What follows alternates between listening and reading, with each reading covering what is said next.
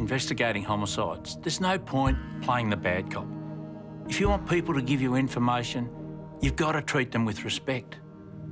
That was the key to solving one of my most memorable cases, the disappearance of Dominic Marafiote and the murder of his parents.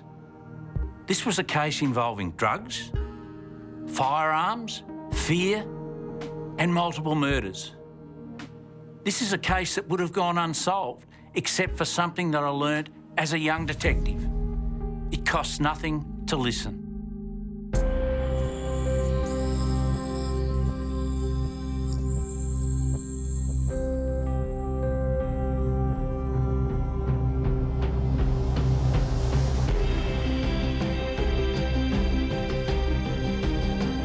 Found the body of a man on the front seat, which was badly burnt. We don't know whether he's been shot, we don't know whether he's been It's a stabbed. horrific act, and any death is tragic.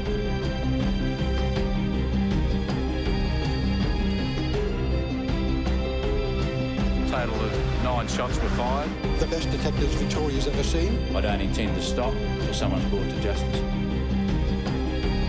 Failure is not an option.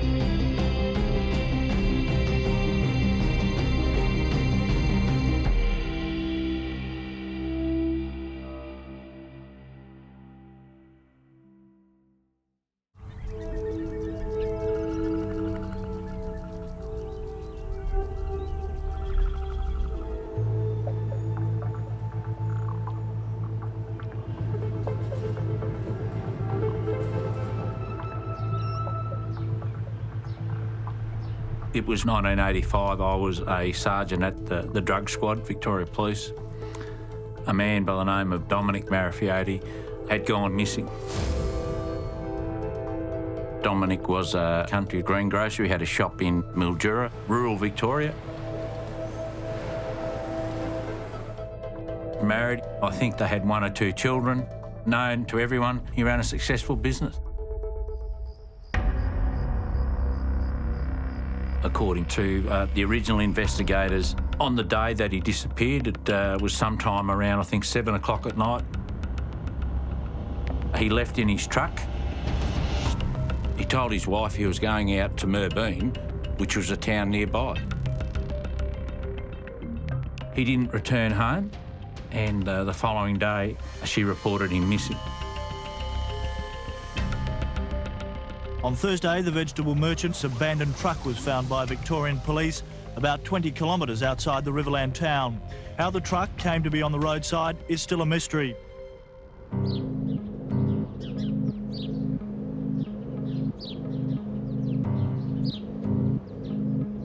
Astonishingly, that day that they locate the truck, both Carmilla and Rosa Marafiote, which is Dominic's parents, are both found shot dead in a house in Adelaide. Carmelo had been shot through the back of the head. Rosa had been shot through the back of the head. And then you get this theory about the mafia will shoot you in the back of the head.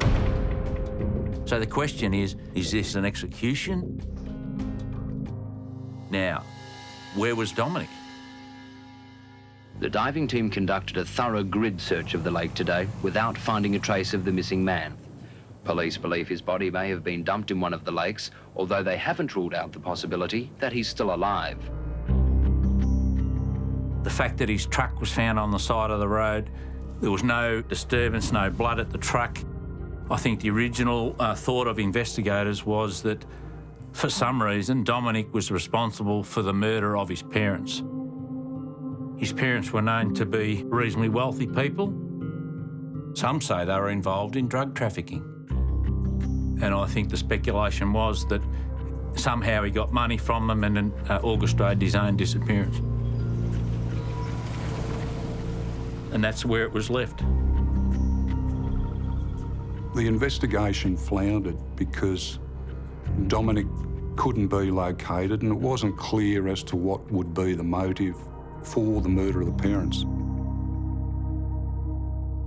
It was a mystery for at least 2 years until a very good detective got to unravel it.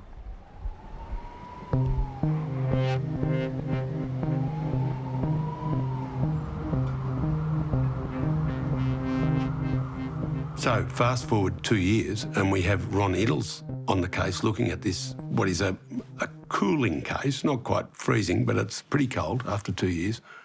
And Ron is lucky enough to come across an informer called Billy Lees. So it's 1987 when I first met Billy Lees. He had come forward and agreed to be a witness against some police officers in relation to corruption. He told investigators that he could also provide information about the disappearance of Dominic Marafiote, and in addition to that, the murder of Dominic's parents in Adelaide.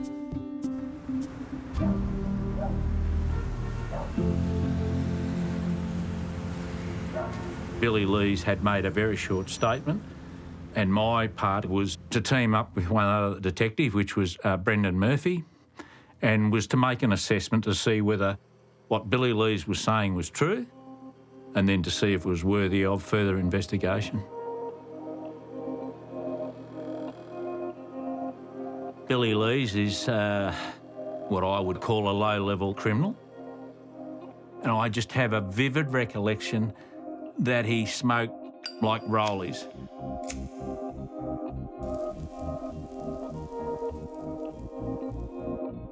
Ron was the engine driver. I sat pretty close to the engine. But the things I learned from Ron were how to communicate with people, how to look at what you're seeking from them and how you deal with them. And Ron put a lot of thought into that. People talk about people with a criminal history and say, do you know what? They got no credibility. I don't say that. What I say is, it costs nothing to listen. People hold secrets, people have knowledge, and depending on the circumstances as to whether they ultimately come forward and tell you. But it's about trusting the police officers.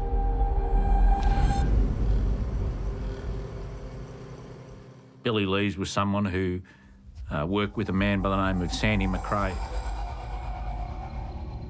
McRae was well known to police in the early 80s.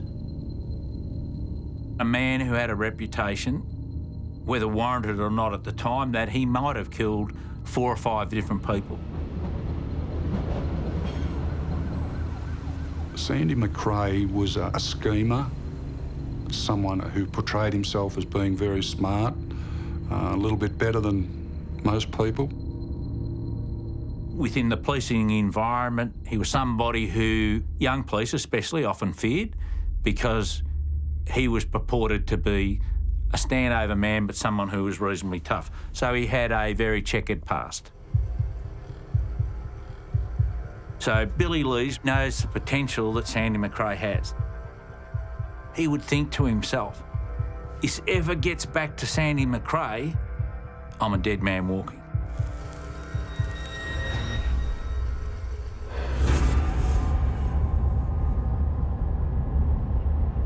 Billy Lees said, well, I was told by Sandy McRae that he'd gone to Adelaide and shot both Carmelo and Rosa Marafiote. So then he details some information that only the killer would know, or the killer has told someone.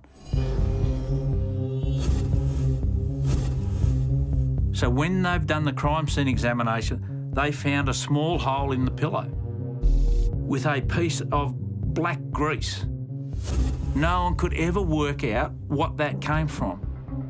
But here's Billy Lees relaying the story of Sandy, saying, I pulled the trigger the first time the hammer came down and caught between the pillow slip.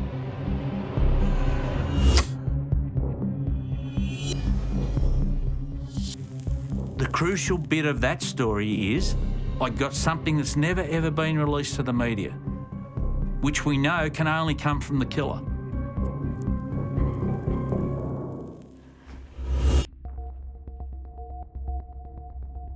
So Ron Iddles goes and gets out the exhibits and he finds the pillow slip. And indeed, it's got a grease mark and that grease mark tallied with the pistol jamming on the pillow, and that's when Ron knew that Billy Lee's story was probably 100% 24 carat correct. I guess police and investigators work on gut instinct. I knew one thing, that what I was being told was 100% accurate because it matched the crime scene. So is the killer Billy Lee's or is it Sandy McRae? Then you ask yourself, would Billy Lee's really come forward and put himself in to put the spotlight on him for a murder? And you sit back and you think, no, probably not. Is this more in line with what Sandy McRae would do, knowing his history and the allegations that he'd killed before? Probably is.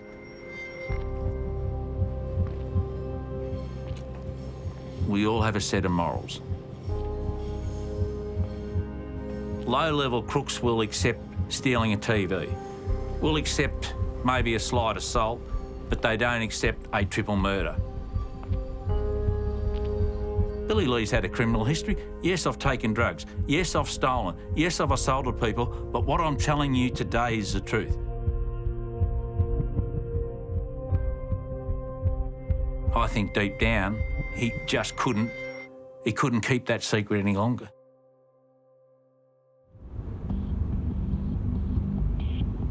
Billy Lee's then went on and he said Sandy McRae confessed to him that he'd lured Dominic Marafiote out to his property in Merbeen.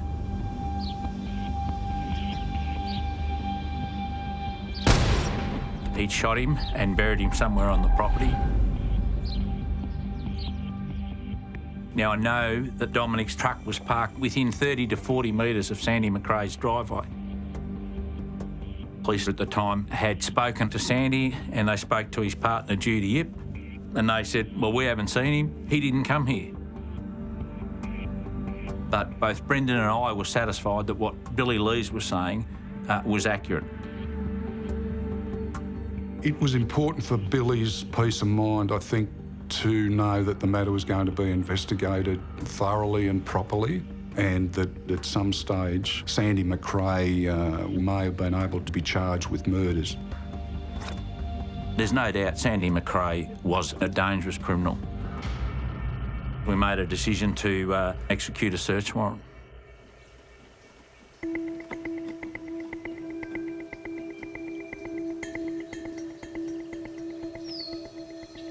"30 years ago, I stood here at the top of the driveway with 40 other police.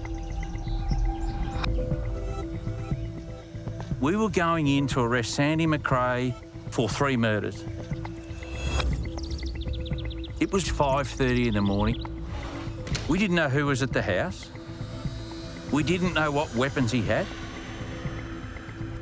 This had the potential to turn nasty.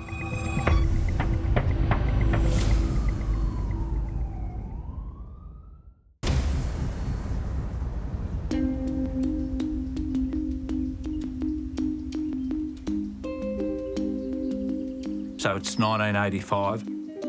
Dominic Marafiote was reported missing by his wife, Rose. Astonishingly, the following day, Dominic's parents are both found shot dead in a house in Adelaide.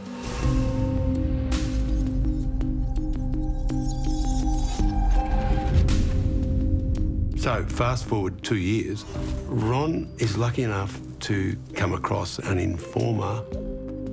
He was aware that a fellow called Sandy McRae had done away with Dominic Marafiote and probably had done away with his parents as well. We were going in to arrest Sandy McRae for 3 murders. We didn't know who was at the house. We didn't know what weapons he had. This had the potential to turn nasty.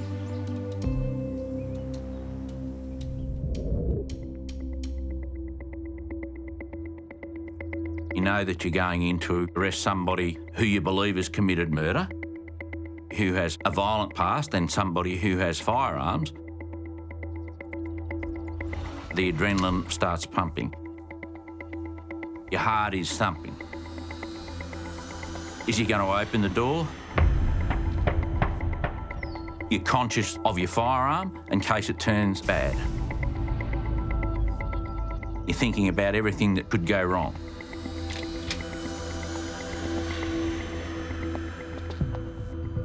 My first impression was that he was a creep. Showed no emotion, had these piercing eyes that stared straight through you. He just looked evil.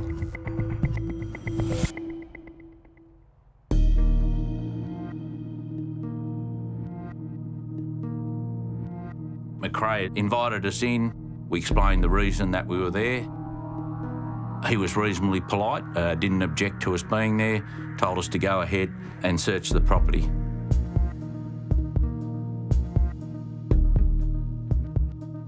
Sandy McRae's partner, Judy Yip, was a very small person.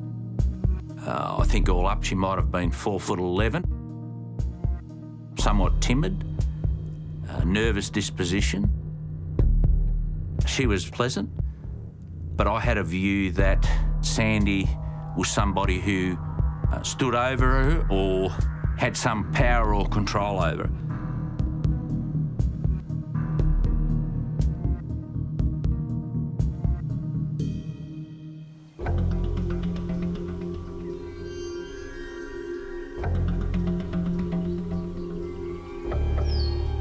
So it was going to be a fairly long day in the field.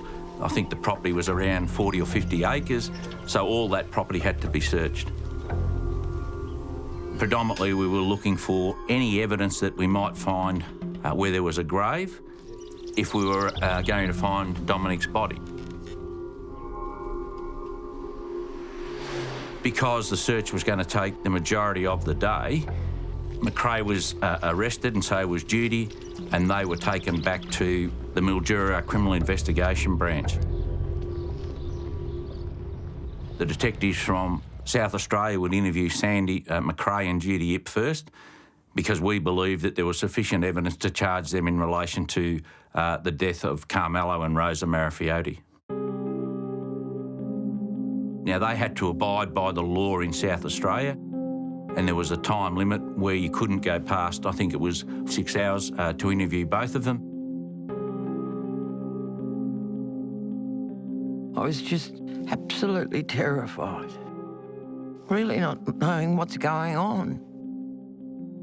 And so they set about questioning me, going back and forth. I know this, I know that, I should do this.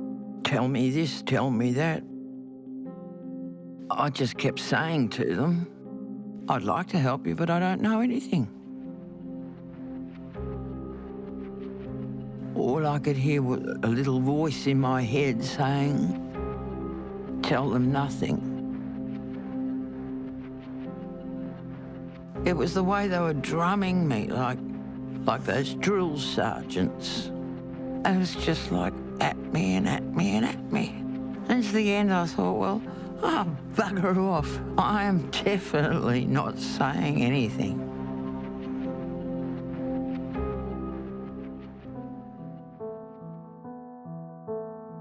The detectives from South Australia had finished interviewing Sandy, and he exercised his right, which he was entitled to, and said no comment. Judy had also exercised her right and had made no comment. I first met Ron in 1987 when I was coordinating an investigation into the Marafiote murders. When the detectives from South Australia weren't successful, Ron came up and asked whether he could have a go. I thought, well, this will be interesting. My sergeant said he was one of the best operators that he knew. I just thought, because I've said nothing to them, I'll be allowed to go home. Then Ron walked in. He swaggered in. And that's where it all started.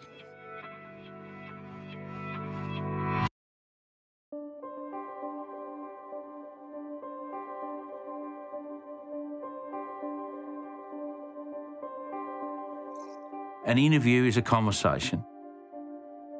It's not a race. It's a journey.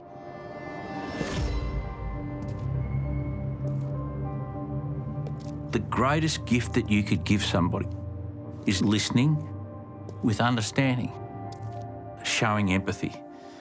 Not sympathy, but it's about being empathetic. Put yourself in her shoes. What is Judy thinking? Ron tended to actually establish a relationship and not treat an accused as a lesser person. And he would try and navigate them rather than bully them to the truth.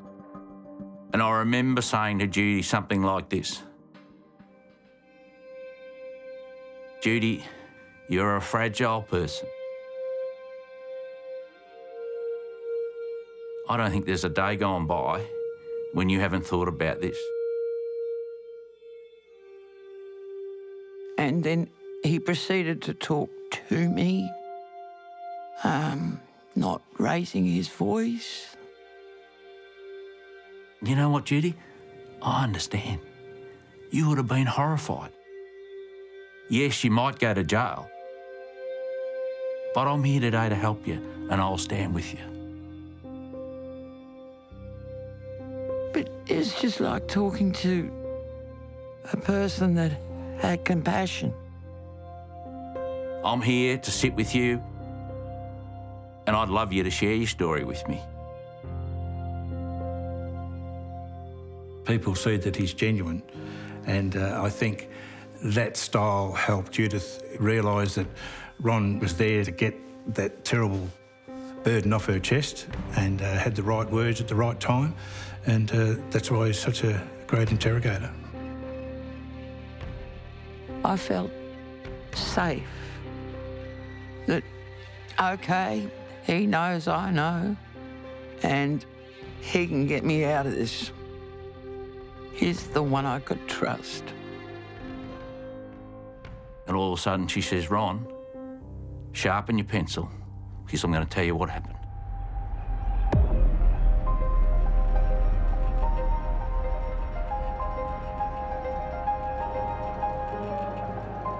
Judy had separated from her husband, who ran a successful restaurant here in Melbourne.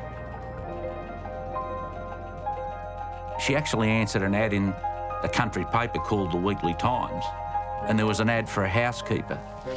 So she thought, well, maybe I'll move to the country.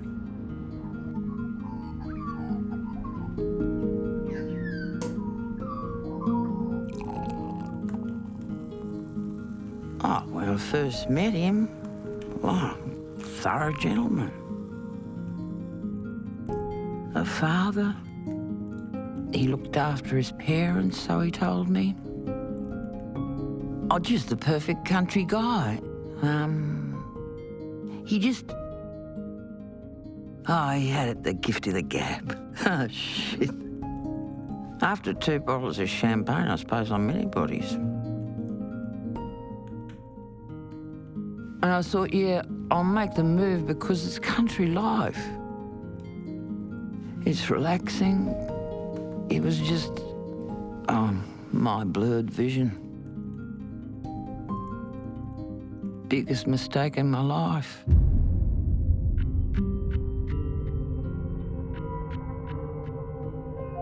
After about a month, I knew it was the wrong thing. Yeah, just all wrong. It was far from a champagne lifestyle. I would say they lived in squalor.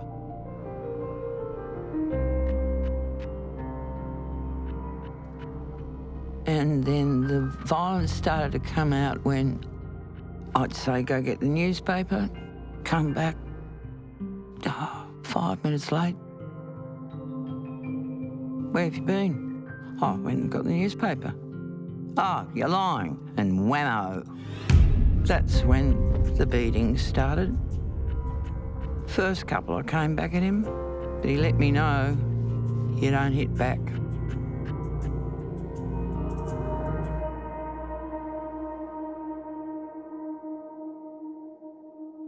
People say, why didn't you leave him? Well, he used to remind me he knew where my parents lived. And I couldn't risk their life for anything. I just had to put up with it. Couldn't go left, couldn't go right. I was stuck. And he was always talking about his $1 million deals he was going to do and how he was going to make money, and he had some weird ideas. But you always agreed, because if you didn't agree, well, it was soon built into you to agree. So Judy tells me, Sandy said, I've come up with a plan. I'm going to get money. And she says, well, what's the plan? Well, I've been talking to Dominic Marafiote. I know that his parents are very wealthy and his parents are involved in the drug trade. I'll get a very, very small sample of marijuana, which I'll go and buy. I'm going to show that to Dominic. Dominic said, I will take a truckload of that. It's very, very good.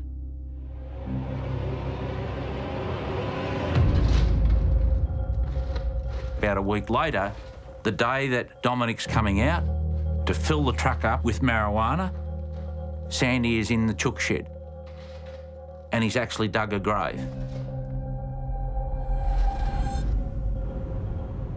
Judy says that Dominic arrived in the truck.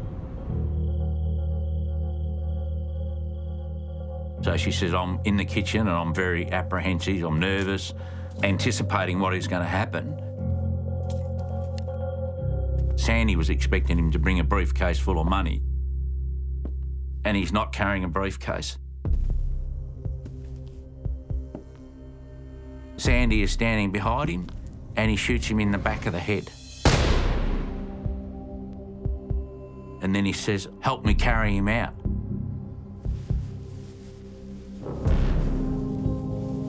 And we go out to the chook shed, drop him into the grave, cover it over, and then put hay and stuff around to make it look like nothing had been disturbed.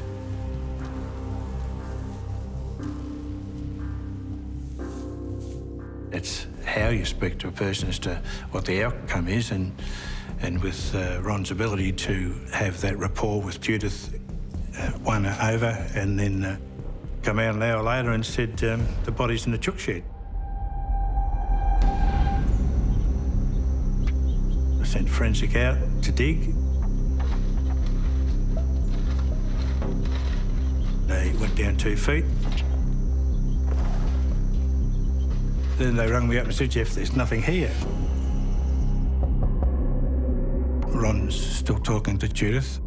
So I knocked on the door and I said, Ron, they're down 2 feet, there's nothing there. And he said, Jeff. I am convinced Judy is telling the truth. Tell them to keep digging.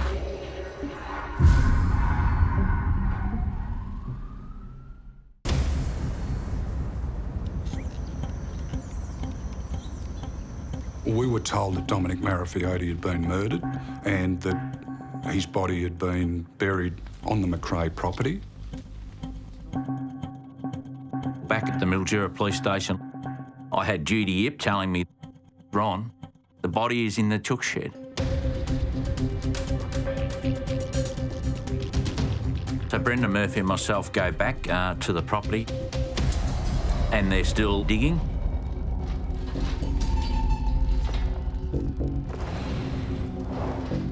We went up there to find the body and we hadn't found the body, and I think people were getting frustrated.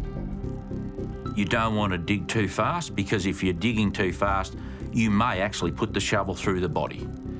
So slowly but surely they're digging it, they're sifting the dirt, because you might find a button or something.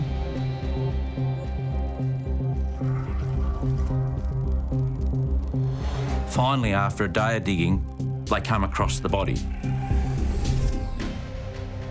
I felt justified that I'd spent the time with Judy and validated what she'd actually told me.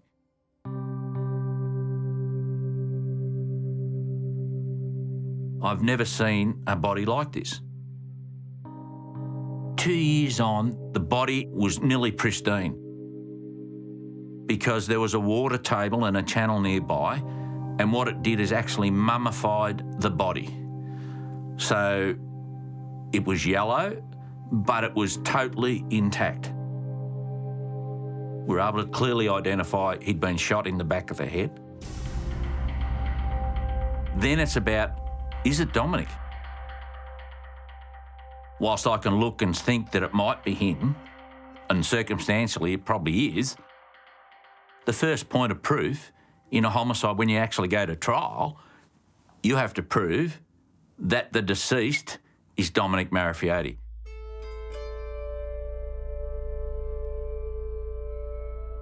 He had a gold ring on his finger, and the ring was, "To Dominic with love from Rose," and that was his wife. So then you look at dental records, but you've actually got to find the dentist that he went to. There is no central repository which keeps all dental records. But someone said, you know what, he's had a back operation.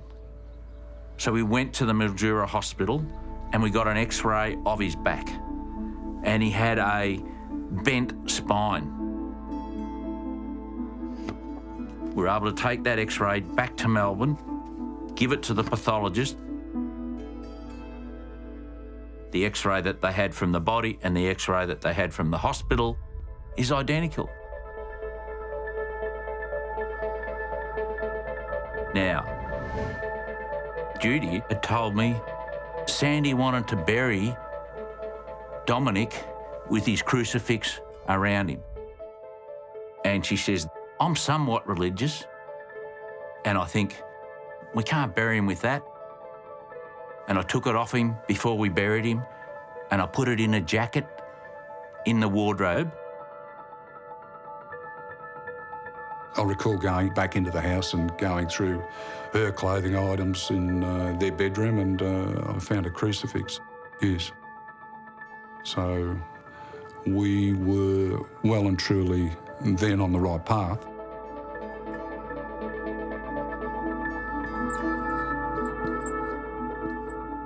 One thing that was significant out at the property was that I could see a dark brown Holden. That was the car which Billy Lee said that Sandy had told him they'd driven to Adelaide.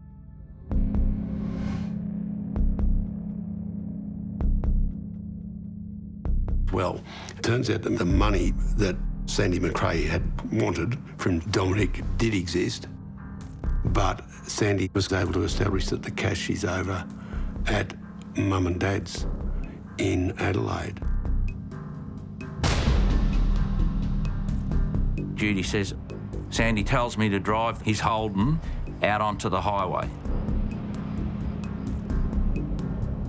We drive till around 3 o'clock in the morning, and we eventually arrive at Carmelo and Rosa Marafiote's house in Adelaide. Judy says, we knock on the door and they're expecting Dominic to come with a truckload of drugs. Sandy says, well, Dominic's on his way. What I want is the money. Carmelo says, no money until I see the drugs. So Sandy says, well, jump in the car, mate. We'll go for a drive because he won't be very far away.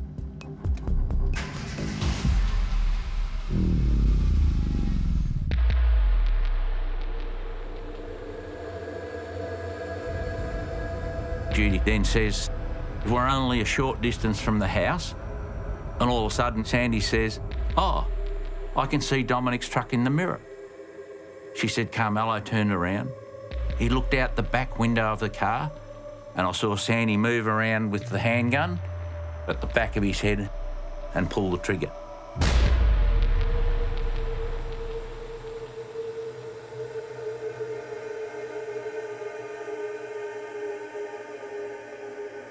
So she said, we get back to the house. We have Carmelo dead in the back seat. So then what happens is we both go inside. Sandy had a conversation with Rosa. I want the money.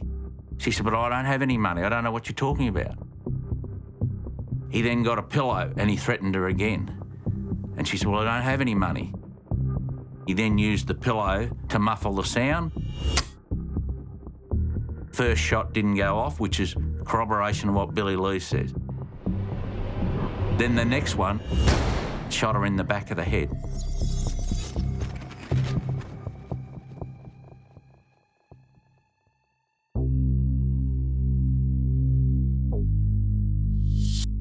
Judy says, we had a quick search, we couldn't find any money. He then made me go back out to the car, and the two of us had to basically drag Carmelo into the house.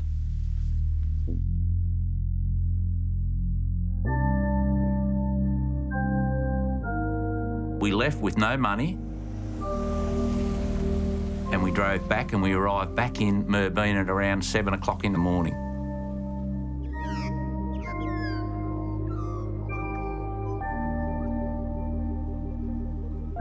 Now, what they actually missed is Rosa Marafiote had $30,000 in the hem of her nightie. Now, I think that was the money for the so-called drugs that were coming over. So when the post-mortem was done and they undo the hem of the nightie, there's $30,000. Goes to show that the Marafiotes were fairly interesting people who dealt in large amounts of cash, which they hid with very elaborate ruses, which probably suggests that they were at least bit players in the black economy, which would suggest drugs.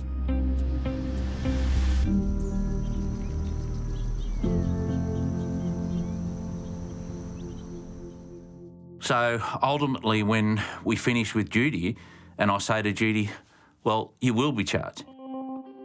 You're actually going to be charged with accessory to murder.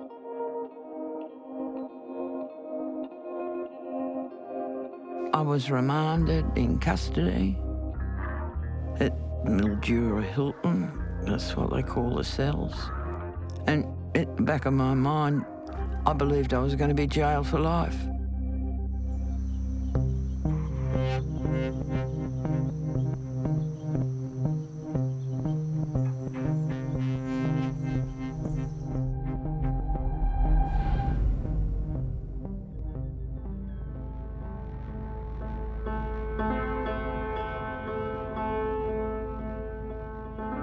So then it becomes a situation of compiling your brief of evidence. How am I going to prove the charge against McRae? So I have the identity of Dominic, but to make sure there's the ring on the finger, which is to Dominic with love from Rose. So I track her down and she's living in Avignon in France. So Ron had to go to France. We had just had our second child after 12 years, Matthew. I did feel let down, but that's what you would expect an investigator to do, to not worry about anything else except the case that they were on. That's what the family should get and the victims should get. Colleen said yes, you could go. I think deep down she was hoping that I didn't go. But I went and saw Rosie's wife. I meet her at a court and she says, that is the ring that I gave my husband, Dominic, and I take a statement to that effect.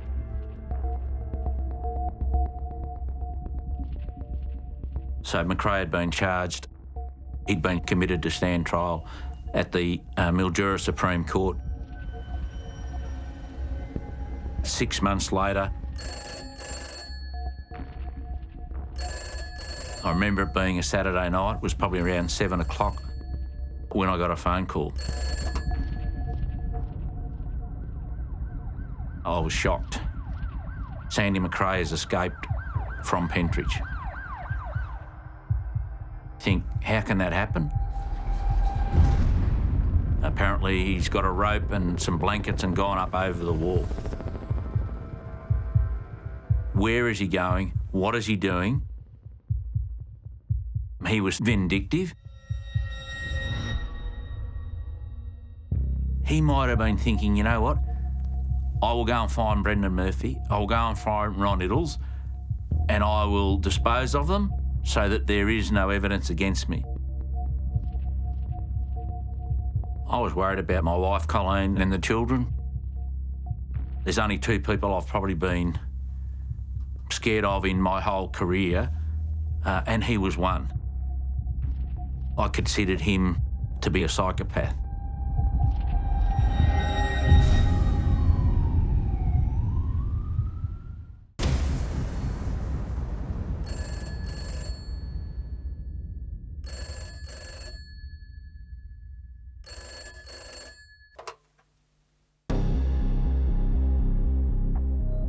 I was worried about my family when I found out that Sandy McRae had escaped from Pentridge. He'd been charged with a triple murder. On Saturday night, McRae, held in Pentridge's D division, used a rope to scale a prison wall before hailing a taxi. I believed that he was an evil person, somebody who I considered to be vindictive. The fact that a murderer had escaped did make us nervous.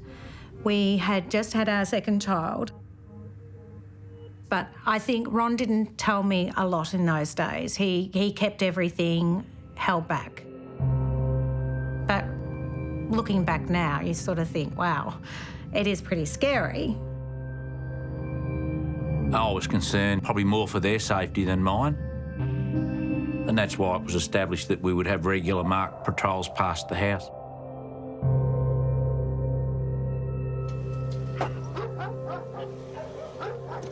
In fact, Sandy McRae was picked up a few kilometres away at Mooney Ponds, where he'd gone to see his ailing father. So there you are. Even Satan loves their mum and dad.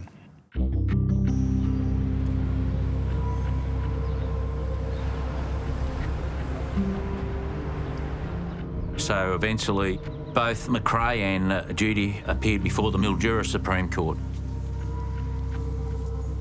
Now, when we prepared that court case, we knew that Judy Ip had to give evidence against McRae. I was there when the murders took place, and the other person's statement was hearsay, which is shaky. Billy Least made a very detailed statement, but I said to her, what I want to tell you, Judy, is this, is that if you give evidence, that will be taken into account. Because if you don't give evidence, I can tell you right now, McRae will walk.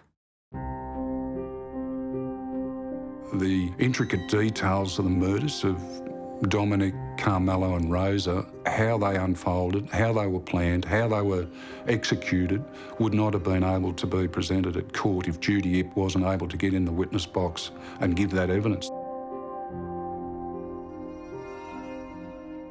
He knew he needed me, or my testimony, but I needed him to, not to clear my conscience, but yet to allow me to speak out and to tell the truth about the murders. Judy eventually agreed to give evidence, but she was very concerned about McRae, concerned about, I guess, some of the reach that he has.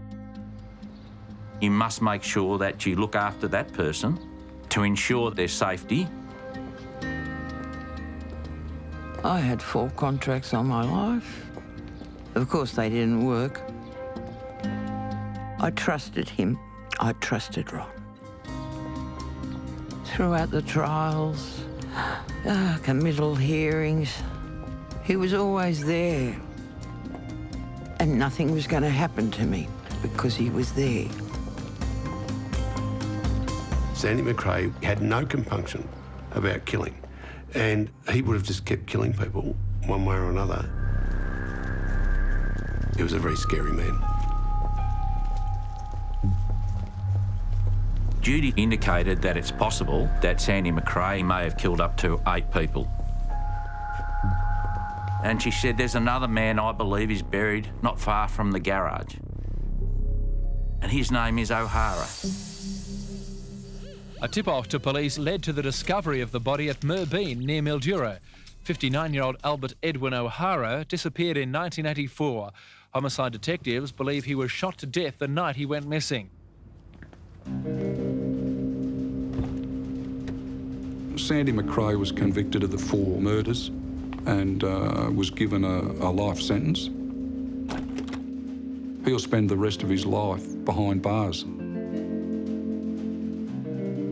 It's widely believed, and I think with some reason, that Sandy McRae was mixed up in many homicides, many premature deaths. He was someone who was cold, he was calculating, and at times I think he actually got pleasure out of inflicting pain. He was evil, and I don't think I've come across anyone else like him in my whole career. He used to say, no one's ever getting this little black duck in jail. Well, the little black duck's in jail. If ever a person was possessed by the devil, he is. Not was, he is.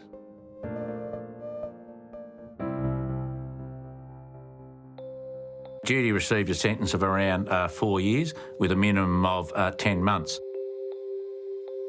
I don't think that she's ever got over the fact that she was an accessory to murder, that it all started from one single ad in the paper. I still see her, I still speak to her. Most Christmases, she sends me a Christmas card, but I don't think she'll ever get over it. You know what, it's about 32 years ago when I first met you. Yeah, longer than a marriage. Oh no, I've been going 43 years. Oh, shut up. I have. God, you're getting boring. I felt that my nightmare was over, and I thanked him in my own head for getting me away from my partner and from the situation I was in, because I had no other way of getting out. The only thing I'm pleased with is I stopped him from murdering people. Yeah, well, that's good. He was a psychopath. Oh, fuck yeah. I wonder what would have happened to Judith if Ron hadn't got that out of her, and I think he showed her that the truth needed to be told for her sake as well as anybody else's. Ron Iddles stands out in that he is fiercely devoted to the idea that everybody deserves a fair shake, even the crooks. Saviour's a funny word to use, but if you could bottle his blood, you'd bottle his blood. He's just a bloody good cop.